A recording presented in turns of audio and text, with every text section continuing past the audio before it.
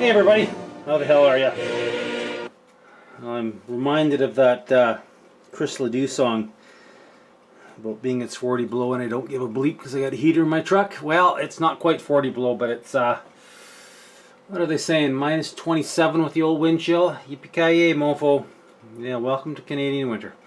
So, Tamiya Bt7, good kit. Tracks, meh, but all in all, a pretty damn fun build. So we got some paint on her, we got some weathering on her. When I get into the weathering zen, I just go. I can't stop and do video because it's kind of a. It is kind of a zen. Everything just goes, and it just I really can't stop to do video when I'm really into it. So anyway, what did we do? Well, first of all, we painted it. Then we threw some Tamiya clear on it. Then we let that cure up and we did pin washes on everything. As you can see, pin wash, pin wash, pin wash. Just like we normally do. We've got the old pin wash going throughout. And then we broke out the pastels. Now this is going to be set in Mongolia about 1939. And near as I can tell, it was fairly dry, fairly dusty, not a lot of mud. So then that decided, basically told me that it's going to be a pastel style of weathering. So we used 4 different pastels. We used the MIG number 33 dark mud. You can't really see, I'll put it up there. We used the MIG 33 dark mud. We used the MIG 28 European dust. Then we used, sorry I don't have the number on this one, it's the Gulf War sand, which I use a lot. Gulf War sand is a really good clay colored sand. I really like that. And then 27 light dust. Okay, so with using a dusty kind of area, like I said, we're going to use pastels. Now there's a couple ways you can do. You can buy the MIG pigments. Vallejo makes pigments, and you can also buy the art pastels and shave them off. Although I find that the art pastels have too much carrier, too much solidified rubber in it to make good colors.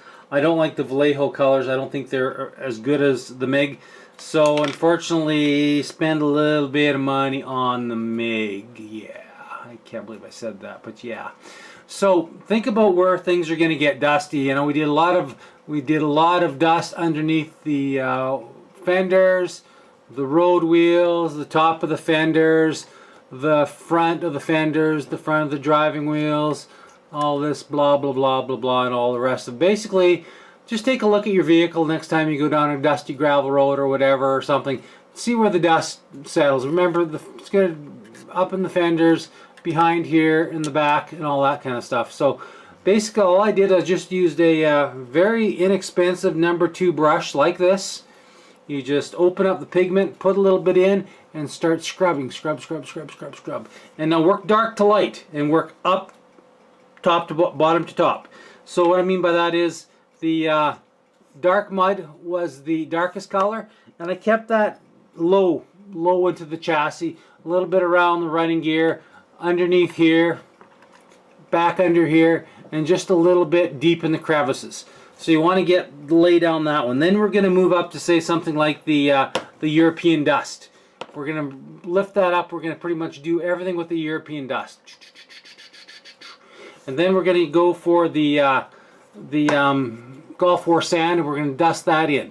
And then we're going to go with the light dust, and we're just going to do very light on the light dust in the upper portions. Light dust up here, and all that. Now one thing I did forget to mention, as you can see, this is really sun faded. I didn't do that with paint. I actually used another MIG pigment, which was Allied Faded Green. Here it is right here. Number 36, Allied Green Fading. Works really good for just about any type of green if you want to fade it down. Especially what I've done here is I put it mostly in the flats where it would catch the most sunlight, and we went with that. Now then we also took a little bit of black smoke and did the exhaust and I believe these are diesel engines. If not, well, maybe if this is a gas engine, that's a really badly tuned gas engine. It's burning a lot of oil. But I wanted to do some really heavy duty soot streaks on there. Now, as you can see, we didn't set this. I didn't set this. Normally what you can do if you want to set it, you can mist some odorless paint thinner on and it would set it. I didn't want to set it. So what I used here You can see we did spills and oil streaks and splattering and all that. And basically what I used there was the Tamiya panel line accent color dark brown. And dark brown with a little bit of black. We'll put the black down first, then the dark brown over top. And basically what I wanted to show is if we've got oil leaks here, we've got leaks on the fuel tanks that's run down the bottom of the fenders, run in here, a couple of bad bearings there that the seals have gone and they're leaking hub oil out. And same on this side, you know, they've overfilled here and the oil's run down, and we've got fuel oil. Diesel fuel, like I said, I can't remember if it's diesel or gas. Either or, in a dusty environment, spilled gas or diesel is going to attract a lot of dust and it's going to leave a lot of streaking. Now, let's just pull this up a bit, boys. Now you can see here I've got an awful lot of splatter. And that's one of my new favorite techniques, is a splatter. Basically all you need to do is take, well, here, let me show you, boys. Now I'm one of those guys that, you know, models are never really finished. You can always go back and look at them. So you just take a little bit on your brush like here, and a small wire like this, and you just flick. You see how that just splatters up there? Now you can use that for oil splatter. You can use that for splatter from going through a pond or a stream or a muck or whatever. But I like to use enamel on top of pigment that gives you a really much more vibrant than if you used a different pigment. I generally prefer to use an oil color to do my splatter versus a pigment. Okay, there you have it, guys. The Tamiya Bt7 in all its infamous glory, or whatever, ignominious glory, or however the hell you pronounce that word. It's been 30 years since I've been to university. Cut me some slack here, boys. I've forgotten most of my good English.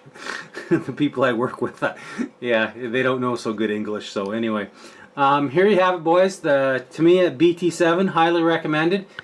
Just pay a little bit of attention. Now, I just had a fellow ask me a question. I may as well answer it right now about this track tensioning. He asked me, does Tamiya tell you in the instructions about using this front idler as a track tensioning device? No, they do not. They don't even mention it. They have you glue it up solid and use the pin. If you look on the back of the piece here that connects onto this wheel, there's a little pin there with a corresponding eye hole. Cut that little pin off and use it as a cam action, as a cam, egg-shaped cam, and then you can go ahead and tighten up your tracks after you've got them built. But no, the directions don't say anything about it whatsoever. So anyway, guys, I hope this finds everyone well. I appreciate my subscribers, and I'm still working to hit that goal of so many subscribers, and I don't think I'm going to get my 5,000 before the end of the year, but you know what? We'll do what we can. Once I do hit 5,000, we're going to have one hell of a nice giveaway. There's going to be 3 or 4 good-sized kits that will be given away to my subscribers. So if you're not a subscriber, get subbed, because when I hit that 5,000 mark, I'm going to basically block it, and we're going to make a draw. So guys, the quicker we get on to 5,000, the quicker I'm going to give away probably a Starship Enterprise, a big one, 32 scale aircraft, a big one, and maybe a boat. I'm not sure about the boat. Maybe some sci-fi. But yeah, so tell your friends, subscribe, like, hit notifications, and there you are. So Glockster42, wishing everyone a very Merry Christmas, Happy Holidays, Happy Hanukkah, Happy whatever, anything else you may or may not choose to do at this time of the year. So later, guys, take care.